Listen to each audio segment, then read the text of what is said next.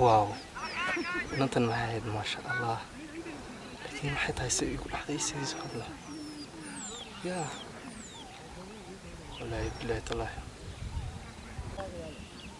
warqadana maxay talo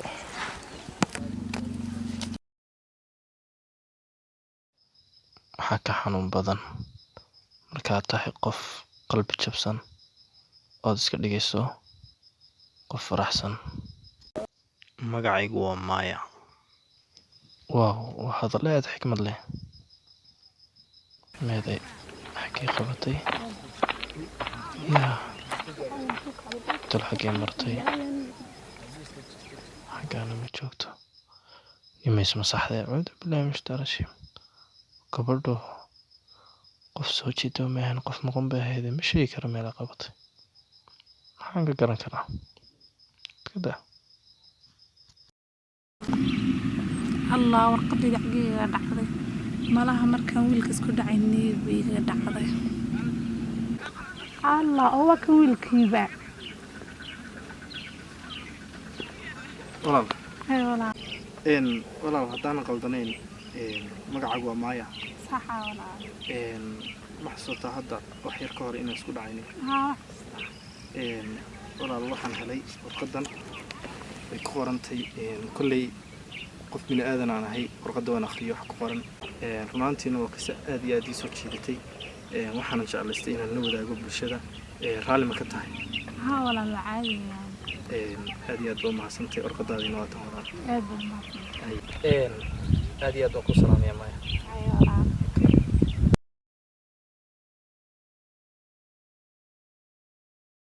aan aaminin labka eegtiba liga oofsado nacayduun anigoo qoraa ilinkii socdo ila iyo waxaa weheli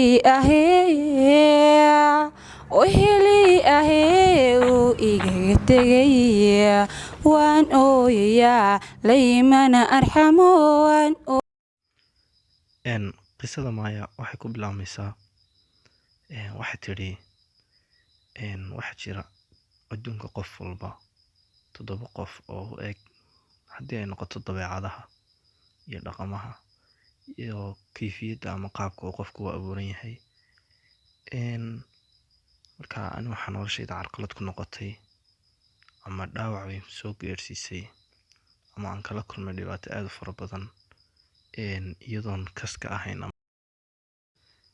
saaxiibaday oo ahayd hormuudka noloshayda qofka keliyaata aan ku hadlayay noloshayda sababtoo ah waxaa jirtay waxyaalo fara badan ama dabeecado fara badan oon iskaga eekayn oo ilaa yaraantaydii aan kusoo wada soconnay balse marka la gaadhay muddo fara badan kadib la waaweynaaday la caqliyaystay waxaa dhacday maalin maalmaha ka mid a annagoo wada soconna meel aad iyo aad u qurux badan oo jawi degan waqti roobeed lagu jiro aniga iyo saaxiibaday waxaan aragnay wiil aad iyo aad u qurux badan runtii haddii aan is idhaahdo qiyaas quruxdiisa waa qof aan odhan karo qofkaas waxaa weeye dee macnihii ma jiro qof maanta aan ku masaali karo quruxdiisa sababtoo ah aad buu wejigiisu u dhalaalayay iftiinka ka soo baxaya wejigiisa waxaabad moodaa ko sida muraayadda marka qorraxda lagu qabto ku cawaraya hal mar ayaan wada nidhi maasha allah wiilkaas aad ayuu qurux badan yahay labadeedii hal mar baasaa isku fiirnay qof walba qofka kale waxba uguma sheegin laakiin kolley niyadeydaana waxaa ku jirtay in wiilkan yahay wiilka aan nolosha la wadaagi lahaa ama mustaqbalka sababtoo ah nafteyda waxaan ka dhaadhiciyey in wiilkaas aniga mayo cid kale aan hantii karin saaxiibaday baa iyaduna niyadeeda waxay ka dhaadhicisay inuu qofkan yahay qofkii ay nolosha la wadaagi lahayd waxaa dhacday qof walba niyadiisa ay ku haystay markaa laisma ogeyn muddo kadib waxaa dhacday in aan baadigoobo wiilkii.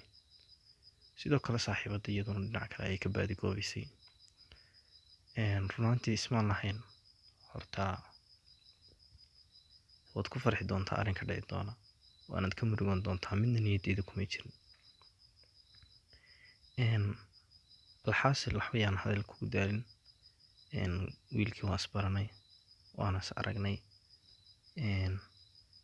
Marka aan la joogay waqti aad u kooban, waxaan jeclaystay inaan la wadaago in wiilkaas aan u hayo jacayl ama xad dhaaf ah oo aad u fara badan, ama dareen aan odhan karo run ahaantii ma qarin karin.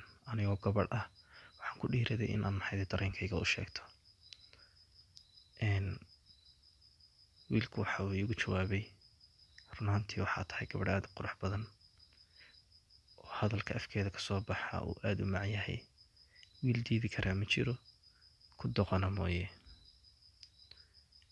Adoo alxaasil wiilkii sidii bay igu aqbalay, xiriirna waana samaynay. Waana markii u horreysay ee noloshayda aan isku dayay inaan xiriir sameeyo. Xataa waxaa dhici karta inaan diidi jiray xiriirada la soo bandhigto.